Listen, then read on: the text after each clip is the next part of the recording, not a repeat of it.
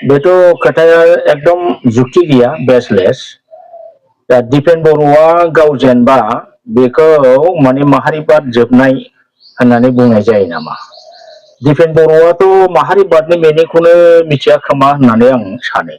माहारिबादआ माखौ होनो?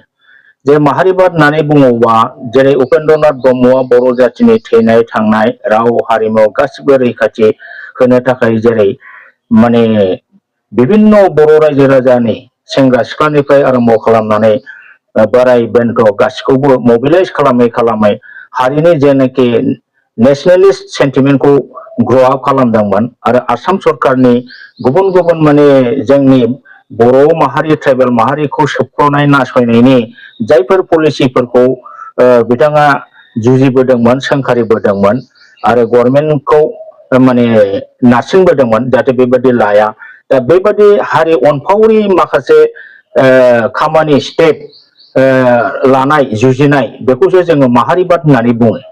दिनै दिपेन बर' प्रमद बर' सानैखौबो बुंबाय आङो बिथांमोनहाथ' माहारिबादनि खुनु कनसेप्ट गैया नलेज गैया आरो बिथांमोनाव माहारिबादनि खुनु क्वालिटि गैया।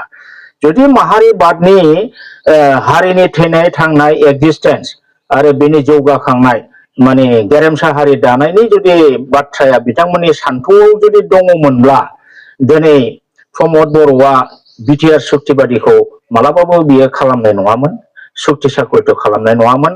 दिनै एनडिपिफोरखौ जेरैबायदि स्मागलिं खालामनानै बिथांमोनहा थगायबाय बेथ' माहारिबादाव गोलैया। बिथांमोनखौ जेन'बा आर्म सिजफायार खालामहोनानै मेइन स्ट्रिमाव लाबोबाय पिस एग्रिमेन्ट बानायबाय बे हिसाबै बिथांमोनखौ थांनानै थानायनि रिहेबिलिटेसन बायदिसिना बिथांमोननि केसफोरखौ उथायनायाबोथ' बेबो माहारिबादाव गोलैगौमोन। नाथाय प्रमद बर'आ बे माहारिबादखौ बहा पात्ता होखो बरन्स गावखौ माने बड'लेण्डनि CM जानायनि मेइन टारगेट लानानैसो बिथाङा बे एग्रिमेन्टखौ खालामबाय आरो बिथांजों लोगो लोगो दिपेन बर'आ बे एग्रिमेन्टखौ फुरा दमै सापर्ट होबोबाय। प्रमद बर'नि नेक्स्टआव दिपेन बर'आ एबसु जानानै बिथाङाबो सिरि थाबाय। जोङो नुनो मोनदों प्रमद बर'आ बिटिआर पिस एग्रिमेन्टनि दारै आगोलनि जोंनि 2003 आव मोननाय बिटिसि 6 शेड्युल अट'नमास डिस्ट्रिक्ट काउन्सिलनि माने गोबां पावार एन्ड फांसन जोंहा जे दंमोन बेखौ सेस खालामदों बिटिआर सुक्तिनि दारै। दिनै दिपेन बर'आ माहारिबाद गोनांब्ला बे बिटिआर सुक्तिखौ माबोरै बिथाङा जोबोद मोजां मोननो हाखो बोरै बिटिआर सुक्तिखौ माने एसेबां अननो एसेबां बेनि थाखाय माने बासायनो थाखाय बेखौ बिथाङा दिनै मानो नाजाबाय थादों। बिटिआर सुक्तियावथ' जेबो गैया। बिटिआर सुक्तिया बुंनो थांब्ला 6 शेड्युल बिटिसि जेनाखि एडमिनिस्ट्रेटिभ पावार जों मोनदोंमोन बेखौनो सेस खालामदों। डिसिफोरनो पावारखौ हरफिनजोबदोंमोन 16टा डिपार्टमेन्टखौ हरफिनजोबदोंमोन। दा बेफोरबायदिखौ नुयै सिनायनो रोङै प्रमद बर'आ जे बिटिसि 6 शेड्युलनि पावारखौ गासिबो मोनफा मोनफा सेस खालामदोंमोन। दा बेखौ दिपेन बर'आ प्रमद बर'खौ सापर्ट खालामनानै साइलेन्ट थाबोनाय बे साइलेन्ट थाबोनाय बे बिथाङा जे प्रमद बर'नि सिङाव थाबोदों बेयो मा माहारिबादखौ बुजायदों। जाथिखौ मोजां मोनग्राबा जाथिनि थैनाय थांनायखौ सानग्राबा माहारिबाद गोनांबा बिथाङाथ' बेखौ प्रतिबाद खालामनांगौमोन।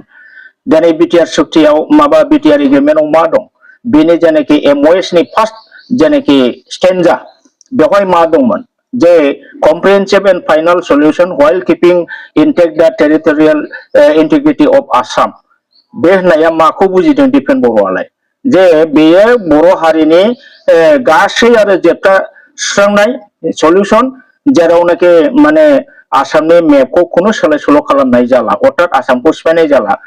दिनै बे माहारिबादनि बाथ्रा नामा? जोंनि बर'फोरनि माहारिबादाथ' बर'फोरनि थाखाय जोङो असमियाजों माने गोरोबनो हाया बिसोर जोंखौ जेब्लाबो दबथायो नासयो जोंखौ अप्रेसन साप्रेसन खालामो जोंनि राइट्सखौ धंस' खालामो होननानैसो सेपारेट स्टेटसो बिदोंमोन। दा बे हिसाबै बिगुराज मोनसे आन्दलन खालामदोंमोन। बर'फोर उपेन्द्रनाथ ब्रह्मआथ' सेपारेट स्टेटखौ लानाङा होनाखै बिथाङा होनदोंमोन जे काउन्सिलबाबो लादो जा पावार मोनो बेखौ लानानै सलि आरो बिदिनो 10-15 बोसोर रेस्ट लानानै इनार्जि बुथुमनानै आरो आन्दलन खालाम आरो बिदिनो एग्रिमेन्ट खालाम आरो बांसिन पावार ला जोबथारनायाव खिन्थु सेपारेट स्टेट आल्टिमेट गल इज सेपारेट स्टेट बेखौसो जों माहारिबाद होननानै बुजियो। दिनै कम्प्रिहेन्सिभ फाइनाल सल्यूशन 2020 नि 27 जानुवारियाव खालामबोनाया खुनु बे माहारिबादनि थिउरियाव गोलैया मानोना बियो बर' हारिखौ रैखाथि होनायनि मोनसेबो सेफगार्ड गैया बरन्स बिटिसिआव मोनखानाय माखासे गोहोफोरखौ गोबां बिसोर खहा खालामबोदों जेन'बा लैंग्वेजनि बेलायावबो जे बिटिसि एकर्डआव 2003 आव हाग्रामा महिलारिया 8 शिड्यूलाव सोना होदोंमोन बे बर' रावखौ बिथांमोनहा एसोसिएट अफिशियल लैंग्वेजल' थांनाय बाराव बिथांमोनहा बिटिआरआव सोनानै लानो हादों दा बे हिसाबै दिपेन बर'आ जेसेबांखि गावखौ बर' हारिनि मावदों होननानै लाया माहारिबादनि बाथ्रा बुङा मानो बिथांनि बे बुंनानै लानाय आरो बुंनाय बेखौ जों खुनुदिन मानिनो हाया गनायनो हाया आरो दिनै थांनाय बाराव बिथाङा एमएलए इलेक्शन गेलेनानै गाव जेनबानो बर'आव माहारिबाद जोब्बाय गासिबो थाखा फैसाजों बायजाजोब्बाय भटआ फैसाजोंसो खोथासै होननाय बाथ्राया माने मिनिथाव गावसोरनोथ' दाखालि इउपिपिएल जों जेब्लानाखि बिजेपिजों एलायन्सआव सरकार दायो बिटिसि सरकारनि दिनाव बिथांमोनहा खौथि खौथि थाखा रानदों एखेबारे गामि ओनसोलावबो जाम्बा जाम्बिफोरनो देवानिफोरनो थाखा बान्दोलखौ बान्दोल होनानै थाखा रानहोनानै बै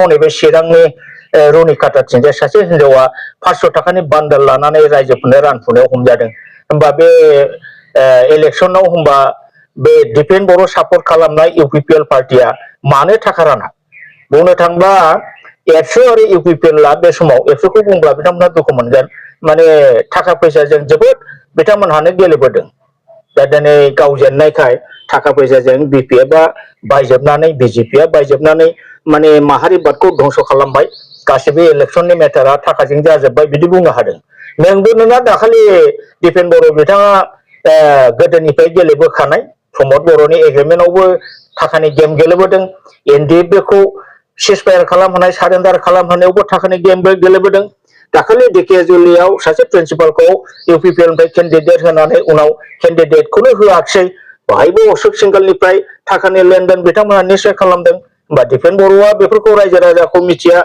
सानो नामा बे जोबोद लाजिथाव दिपेन बर'नि थाखाय